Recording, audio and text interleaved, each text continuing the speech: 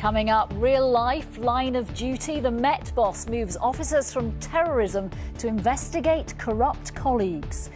90-minute delays in Dover with warnings the Easter getaway could get worse. And the campaign to get Paul O'Grady a statue. 2 to 3 years to get corrupt officers out of the Met. From now till then, they are being investigated by their own colleagues who are being moved from fighting terrorism and serious crime. The Met Commissioner says he's trying to get the cancer out, but he says he needs more powers to sack those with criminal convictions. We have hundreds of people who shouldn't be here, and the tens of thousands of good men and women here are as embarrassed and angry about that as anybody, and they're helping me, they're helping us sort them out. Also, there's lunchtime. Happy Easter. 90-minute delays at Dover, with fears there's even more disruption to come. The King backs a study into the monarchy's links to the slave trade. Plus,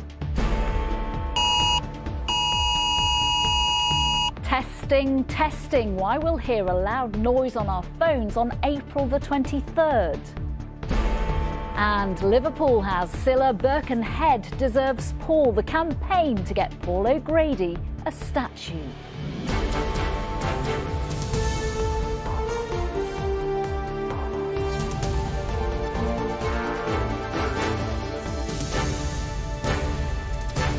This is the ITV Lunchtime News with Nina Hossain.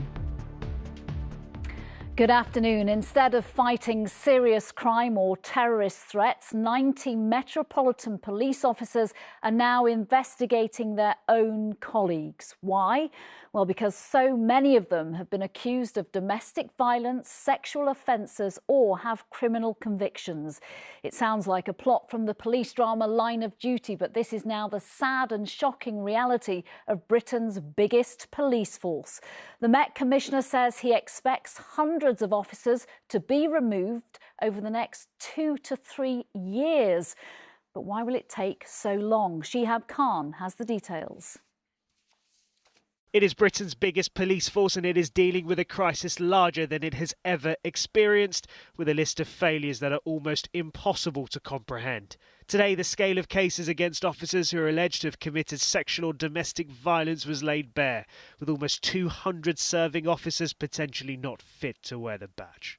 What we said to London was we were going to be deadly serious about looking back and sorting out the standards failures that we have, because I've got tens of thousands of great people, but we've clearly got some people who shouldn't be here. This is one part of that work that is partway through reassuring London that there aren't people here who are any threat to women and children. Shocking new figures revealed by the Metropolitan Police come from an investigation into more than 1,000 past allegations of sexual or domestic violence by officers and staff in the last decade.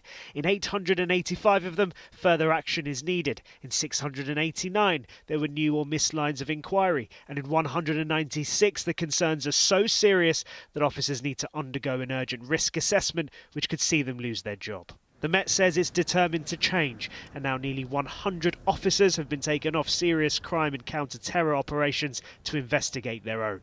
In some ways, moving resources from counter-terrorism and serious crime is worrying, because we want to be kept safe from terrorists and from serious crime. But by the same token, we want to ensure that the police officers that we have in our organisations are up to what we expect. The heart of the Met is at stake here. They've got to get it right, because we police by consent, and that consent can dissipate if people don't have confidence in the police.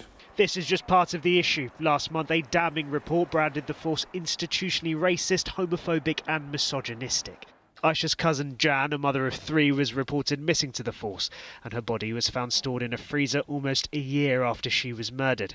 Aisha has been highly critical of the Met. Who will go to the police? They're not trusted anymore. They're rapists, they're murderers, they're just as bad as the perpetrators. They should be the people we go to, who we should trust. But a lot of families and people have lost that trust. And rebuilding that trust will be without a doubt near the top of the Metropolitan Police's priorities. And rebuilding that trust, the Met Commissioner has said it will take 2 to 3 years to get these corrupt officers out of the force. Why isn't going to take that long. Yes, this is something that Mark Rowley's actually been talking about for quite some time. It's not something he's just spoken about today. He's been saying that he hasn't got the powers in place to act swiftly enough, and that's because there's a long process that is often in place if you want to fire a police officer. Often, it was always the case that you become an officer, you've got a job for life, essentially. So if you were trying to remove someone, there's a long process. There are hearings, there are appeals, and over the years, it's become almost like a legal process. Legal experts come in, there's a back and forth. And Mark Rowley's been talking about this for a number of months now. He's actually written to the Home Office because it's not in his power to actually change that process. For that process to change, it has to go through the Home Secretary, and he is pleading and appealing directly to her to make those changes. But this is just one part of a huge issue. I vaguely mentioned the Casey report in that report that you just heard about, the damning conclusions it came to. This won't be the solution to that. This is just one part of a range of issues that the Met will have to deal with. So Mark Rowley has been saying that he is keen to get those things addressed, but it is going to take some time. It's not something that's going to happen overnight. 2 to 3 years is obviously a very long period of time for that to happen, but it's the first step of many steps that will need to be taken to address these issues. All right, Shihab Khan, thank you very much. Thank you. Holidaymakers hoping for a smooth sailing out of the port of Dover ahead of the bank holiday have hit long delays again. And it seems like it's no better on the rails, where there will be no services from London's Euston station from tonight for 4 days. We'll be live there in a moment with our consumer editor, Chris Choi. First to John Ryle in Dover, where queues are already building. John, how's it looking? Well, since the chaos of last weekend, when we saw that critical incident declared here, port officials here say they've carried out an urgent review, carried out special measures to prevent a repeat of those scenes. But already, with the Easter getaway at its very early stages, queues for passport checks here have been at 90 minutes and increasing. And while port officials and ferry operators here say we shouldn't see a repeat of last weekend, the boss of a coach company and other regular users of this port that I've spoken to today do not share that optimism.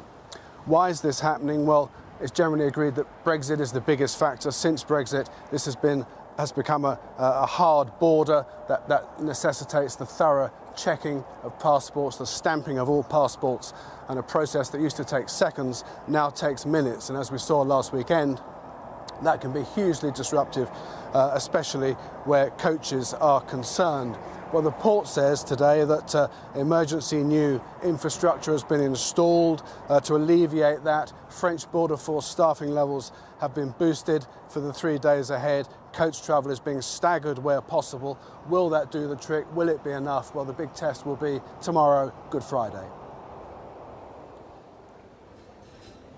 Well, travel problems have become an unwelcome bank holiday tradition, and earlier I spoke to Network Rail about what we can expect this Easter. We are doing a major piece of engineering work to improve the resilience and reliability of the railway in the future. Why is it always Easter that seems to be targeted for this kind of disruption?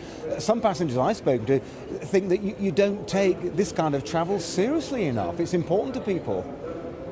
The engineering work we're doing is absolutely vital to improve the railway for the future. We absolutely get it's difficult for passengers. That's why we make our choices very, very carefully.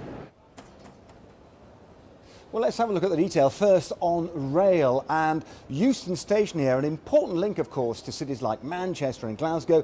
It will be completely closed for 4 days due to engineering work, and that means that trains will start and finish at Milton Keynes. Then there'll be a bus link to take you over to Bedford, and then that final link to the St Pancras line. Also, the Oxford to Didcot line is closed, with train firms saying only attempt that route if your journey is absolutely essential. Let's flip over and have a look at the roads. Some congestion expected there.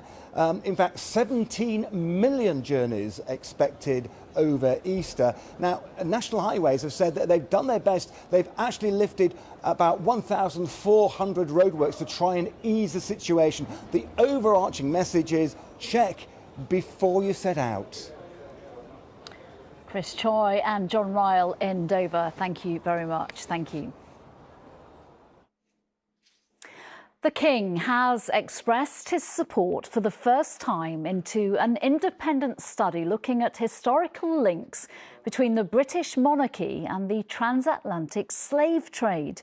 Buckingham Palace said Charles takes the issues profoundly seriously and will help with the research at Manchester University by offering access to the Royal Archives.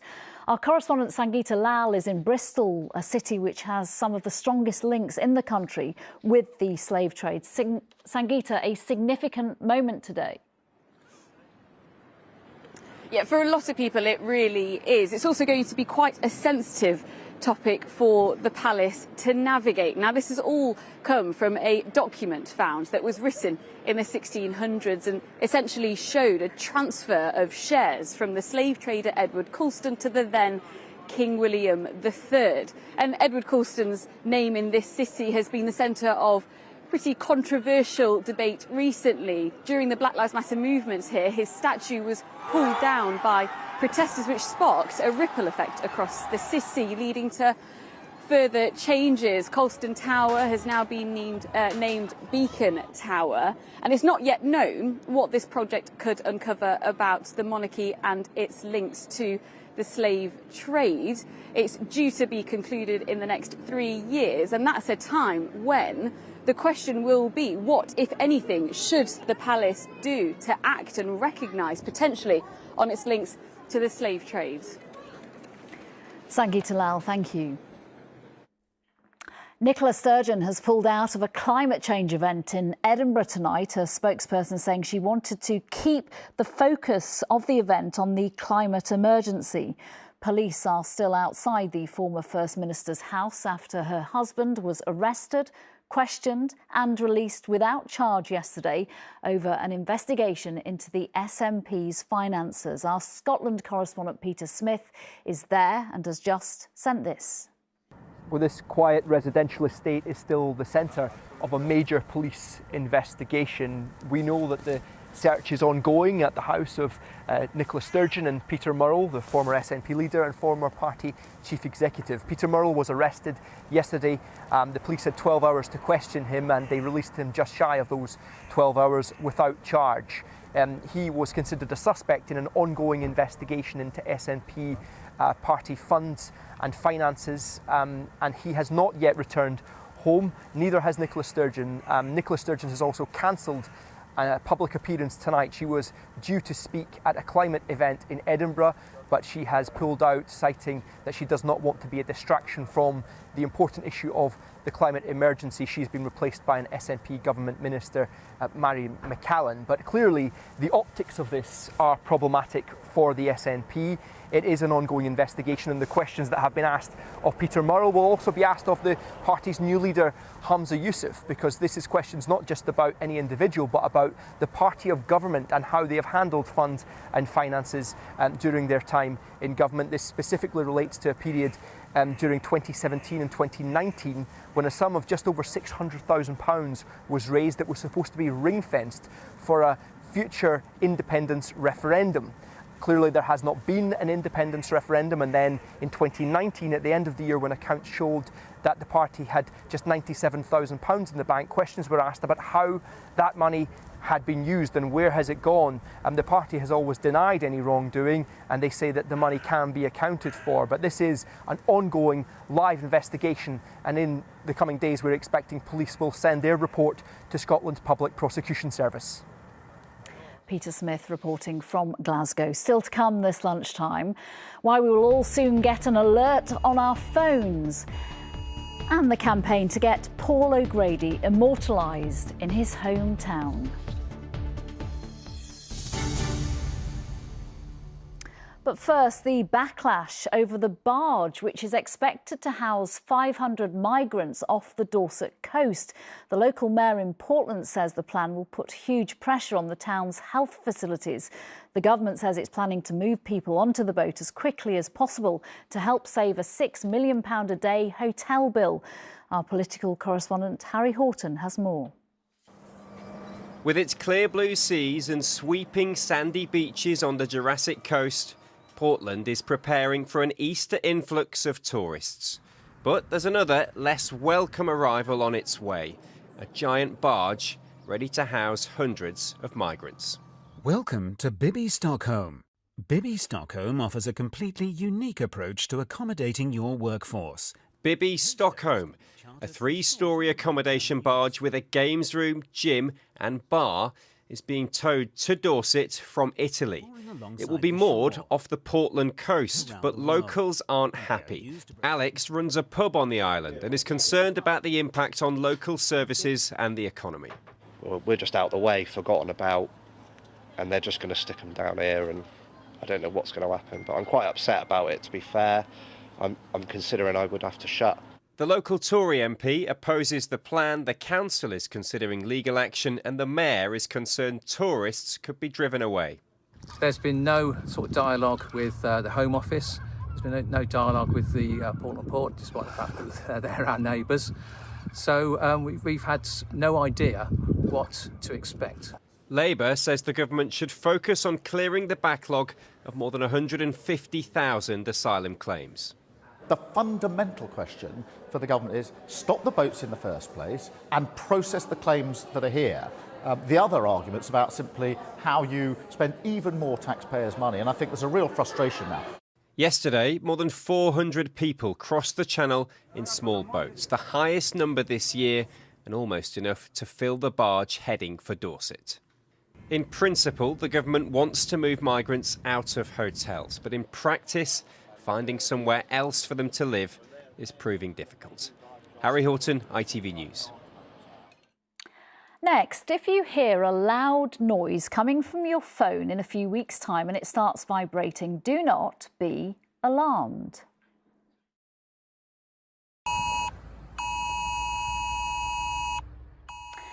At 3 o'clock in the afternoon on Sunday, the 23rd of April, the government will be testing a new mobile alert system intended to be used in life-threatening situations, including flooding and wildfires. Our political correspondent Libby Vina joins me now from Westminster. Can you tell us more about this system, Libby?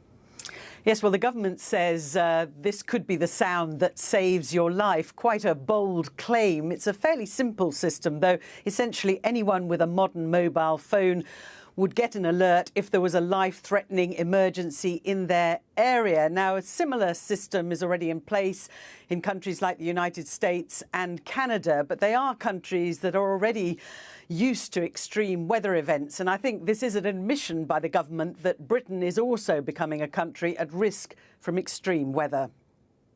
Now, the purpose of this is to let people know if there is something very serious that could endanger their life. So, for example, if your home is at risk of being inundated with a major flood that could put your life at risk, or there's a severe weather emergency that could similarly put your life at risk. Those are the only circumstances in which you will hear this, but I think it's an important tool as part of the government's overall toolkit in dealing with threats, risks and emergencies. Libby, why are some people being told to turn off the alert on their phones? Well, there is concern about domestic abuse victims who have a secret phone. They're being told that they should either keep it turned off or disable the emergency alert setting on their phones. I have to say, I don't think it's entirely foolproof, this system. The fact is, if your phone is switched off, you won't get an alert, although if it's on silent, you will. And recently, when New Zealand experienced a very devastating cyclone, there was concern that some phones with certain types of software didn't actually receive an alert, and some mobile towers were actually blown down in that cyclone. So, as I say, not necessarily a foolproof system. OK. Libby, thank you very much. Thank you. The Levelling Up Secretary has asked councils not to force elderly people to use smartphone parking apps.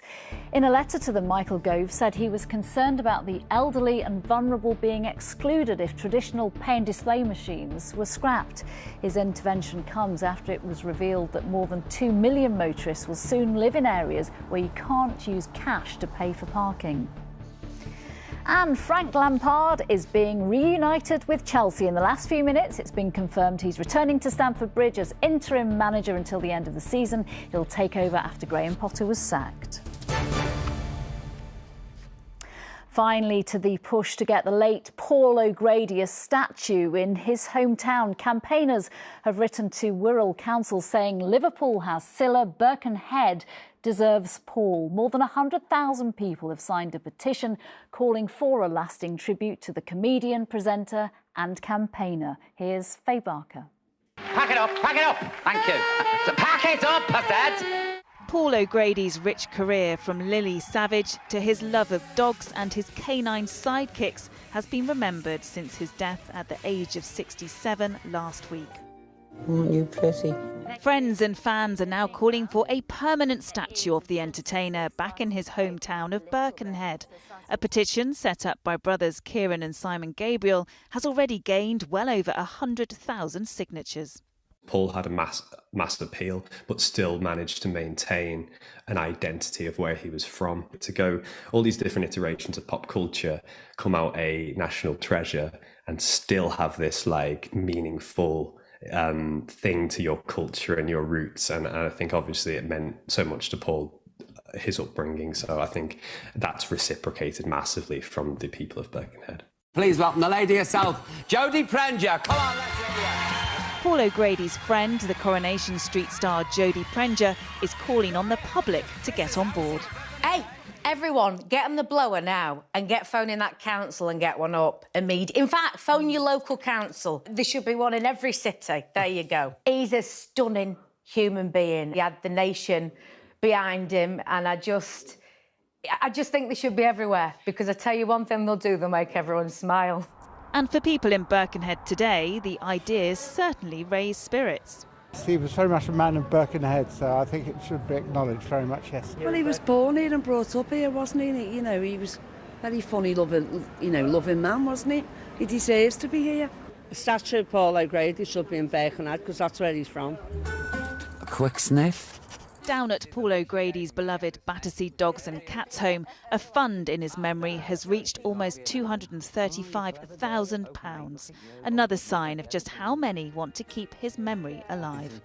Faye Barker, ITV News. That's it for now. Charlene's here at 6:30 from me and all the team. Bye-bye.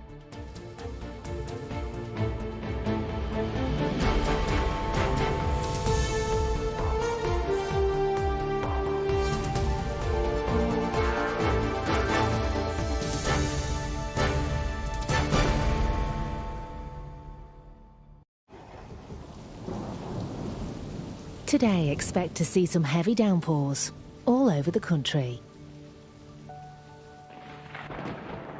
Heinz Beans sponsors ITV National Weather. A very good afternoon to you. Brighter skies out there today, but also a fair few showers.